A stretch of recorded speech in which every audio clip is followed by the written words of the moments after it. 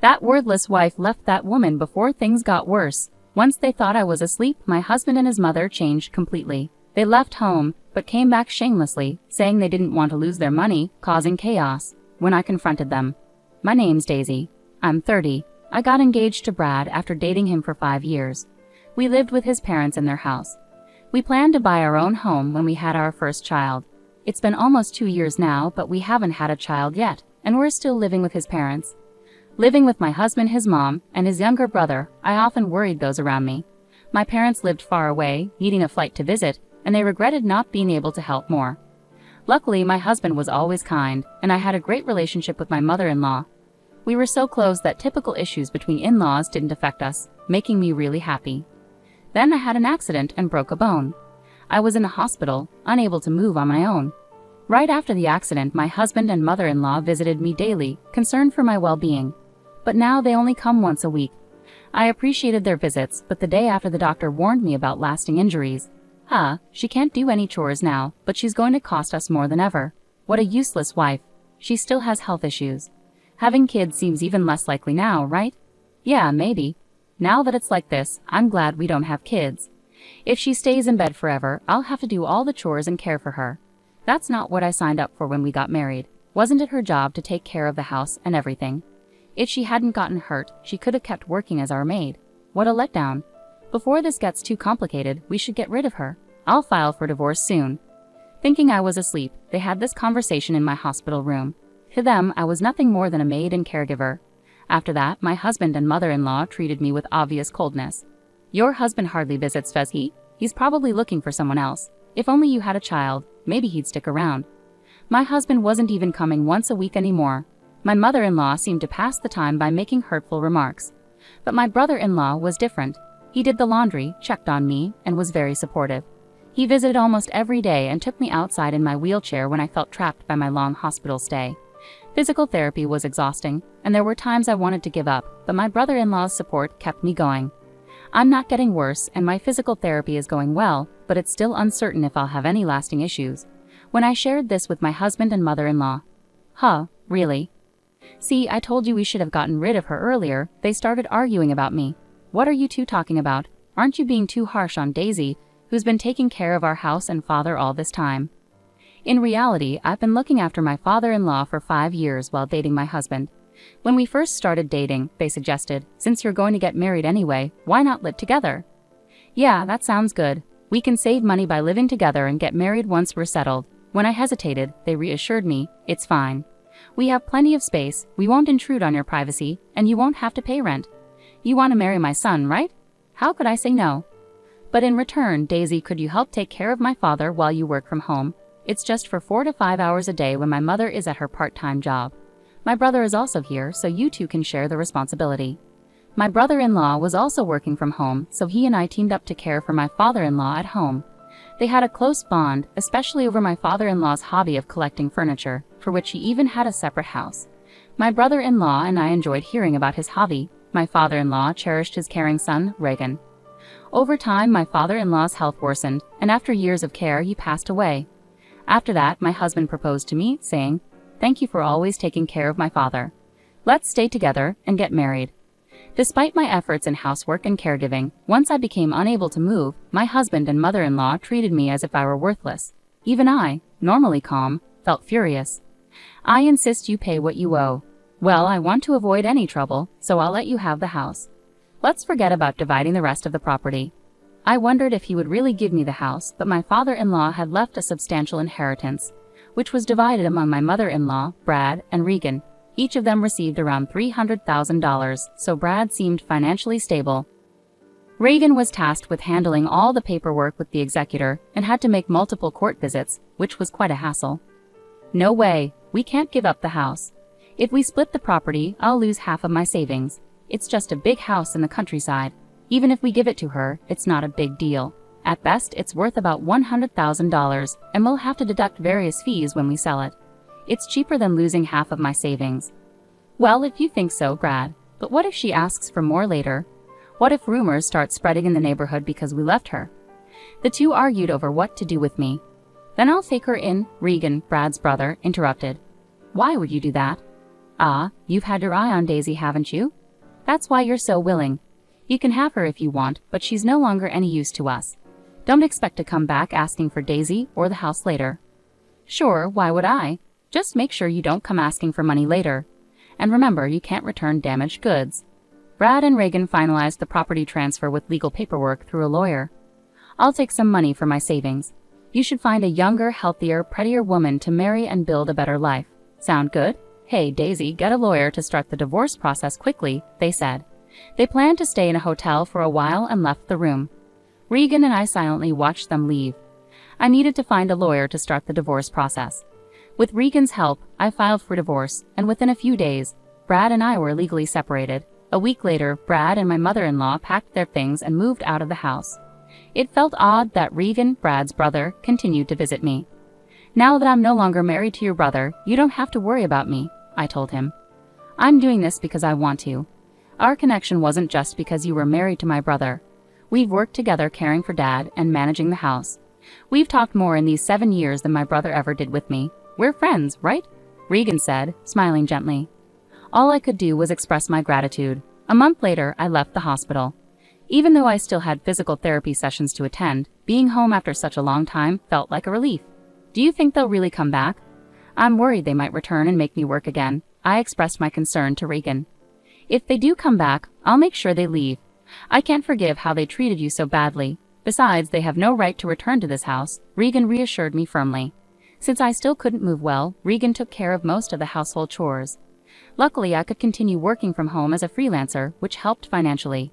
With regular physical therapy sessions twice a week, I recovered smoothly without any issues.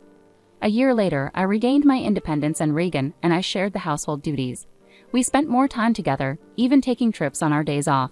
Just as I thought our peaceful days would continue, a sudden storm approached. One night, while Reagan and I were having dinner, someone knocked on the door and kept buzzing the intercom. Anxiously, I answered, and it turned out to be Brad.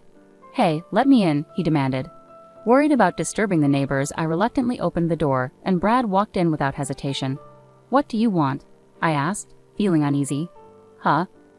Why do I have to deal with this attitude just for coming home? This is still my home. Tell me what's going on and make me something to eat, Brad replied. What are you talking about? You're not living here anymore, I responded firmly. Oh, I'm hungry. Daisy, make me some food, he ordered. My ex-husband demanded that I make him food.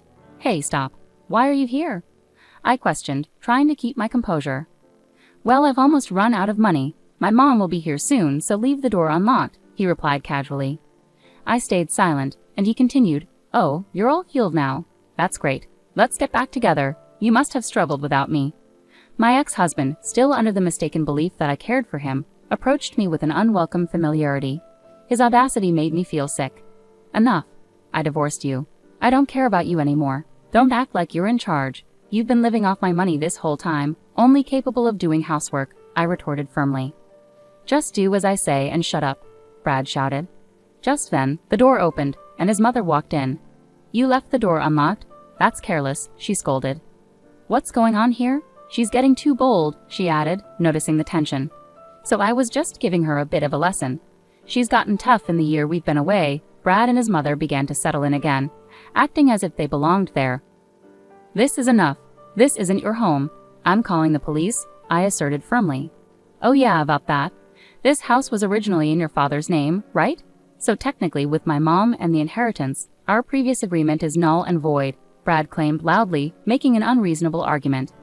You promised to give me the house. If you're backing out of that, then everything about the property division should be canceled too. Give me half of the savings. Sure, but I don't have it anymore.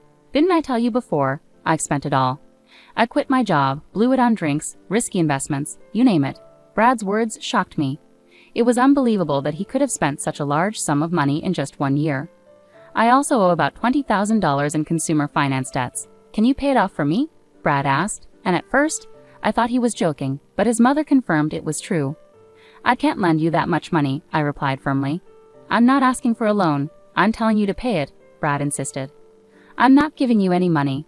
I'm calling the police, Reagan declared as he dialed emergency services. You've gotten bolder in the past year. You're just trying to show off because Daisy is here. Brad started causing chaos in the house, even damaging the precious furniture that held sentimental value from my father-in-law. His mother joined in, laughing as she destroyed the furniture. That's my father-in-law's and aunt's memories, I pleaded, but Brad and his mother continued their rampage, ignoring my protests. About 10 minutes later, the police arrived, and I explained the situation to them. This is quite a situation. Let's hear your side of the story, the police officer said calmly. Huh? What's wrong with me breaking things in my own house? Brad retorted defensively. That's right, we're just getting rid of things we don't need. What's the issue? His mother chimed in. Seeing the police unsure how to respond, Regan intervened. This house has never belonged to these two. It's in Daisy's name, Regan clarified. What nonsense are you talking about? Brad exclaimed in disbelief. In fact, our father-in-law left a will through a lawyer before he passed away. You probably weren't aware. You took what you were told and left the rest to me. So this house has always been Daisy's, Regan explained calmly. When I confirmed this, Brad and his mother were stunned. So this isn't your property then? Oh, wait, but I'm her ex-husband. We're like family, right? Daisy will forgive me, Brad pleaded. Don't be ridiculous. Once you're an ex, you're a stranger. I didn't even know you were seeing another woman before our divorce was finalized, treating me like a maid, I responded firmly. No, that's not what happened. I was just following what my mom said. She made me do all this, Brad protested. What are you talking about? Your failed business, your failed relationships with young women, your gambling debts. Are these all because of me? His mother retorted. She then revealed that after our divorce, Brad had tried to marry a younger woman. He had also quit his job to start his own business, which failed within a month. Even though he had money initially, he became reckless after being rejected, gambling and claiming he could afford it. Now he was almost broke, with nearly nothing left. You brought this upon yourself. This is all Brad's fault, so please at least forgive me, his mother pleaded, their previous condescending attitudes replaced by desperation as they tried to shift the blame and beg for forgiveness. The police, having heard enough, began to take control of the situation. Regan and I stood our ground, making it clear that neither Brad nor his mother had any right to the house or my forgiveness. This is really unbelievable. No, I won't forgive either of you. And this isn't something from the past, is it? You were treating me like a servant just a moment ago, right? Not leaving when I asked you to is illegal. Also, the furniture collected by my late father-in-law belongs to me now, so you need to pay me for that. But all right, we'll pay you back. Just please don't call the police. You wouldn't want me to go to jail, would you? I actually don't care at all. By the way, we're married. It turns out I married my brother-in-law, Reen. Well, he was my brother-in-law before, and now he's my husband. It hasn't even been a year, and you've moved on to another man, my own brother, at that. What are you talking about? You moved on before you were even divorced, didn't you? You wouldn't give Daisy back to me no matter how many times I asked? Brad was left speechless. I don't care anymore. I'll pay for any damages. How much for my idiot husband's stuff? Well, if we calculate roughly, about $100,000. Huh? The furniture my father-in-law collected was all high-end pieces made by famous designers. Brad and his mother, who had no interest in these items, seemed to believe they were just junk. You're going to pay for what you've broken, right? We're not sure if we can get the same items, but make sure to pay properly. Brad and his mother, unable to afford such compensation, were distraught. For now, the police took both of them away for trespassing and vandalism. Of course, I didn't forgive them and went ahead with the lawsuit. Later, when Brad and his mother asked Reen for help, he bluntly rejected them, saying, I'm ashamed to even be related by blood. Brad and his mother were likely getting what they deserved. There's one more thing I kept secret. My father-in-law had told me to sell the house and use the money as I wished. Reen had told me the house was worth $100,000, but the documents actually showed it was worth around $500,000. It's in a good location, so it might sell for even more. But for now, Reen and I decided to take it easy in the house my father-in-law left us with no plans to sell it. Eventually, we planned to sell the land and build a new house. I had some worries about having children, so after marrying Reen, I went to the gynecologist for a checkup. There were no issues with either Reen or me. Now, with the troublemakers gone, Reen and I are living happily together.